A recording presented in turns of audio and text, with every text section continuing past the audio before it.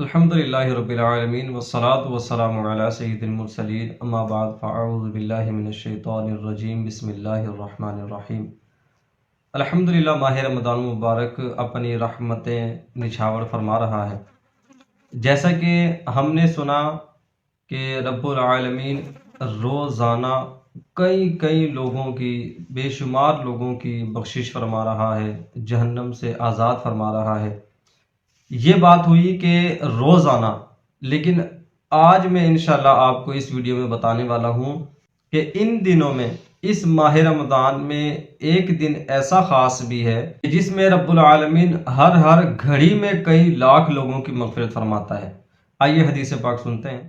حضرت سیدنا عبداللہ ابن عباس رضی اللہ تعالی عنہما سے روایت ہے، محبوب رب العالمین سید الانبیاء والمرسلین شفیع المذنبین جناب رحمت للعالمین صلی اللہ تعالی علیہ وآلہ وسلم کا فرمان دل نشین ہے، اللہ رب العزت ماہ رمضان مبارک میں افطار کے وقت 10 لاکھ ایسے لوگوں کی بخشش اور مغفرت فرماتا ہے کہ جن پر ان کے گناہوں کی وجہ سے جہنم واجب ہو چکا تھا۔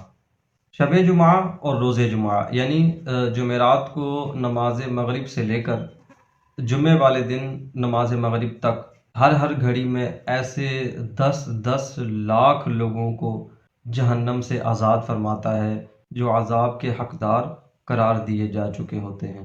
پیارے دوستو، بیان کردہ حدیث مبارکہ میں رب الانعام کے کس قدر انعام اور اکرام کا ذکر ہے۔ سبحان اللہ، رمضان مبارک میں روزانہ 10 لاکھ ایسے لوگوں کی بخشش ہو جاتی ہے کہ جن پر جہنم واجب ہو جایا کرتی ہے۔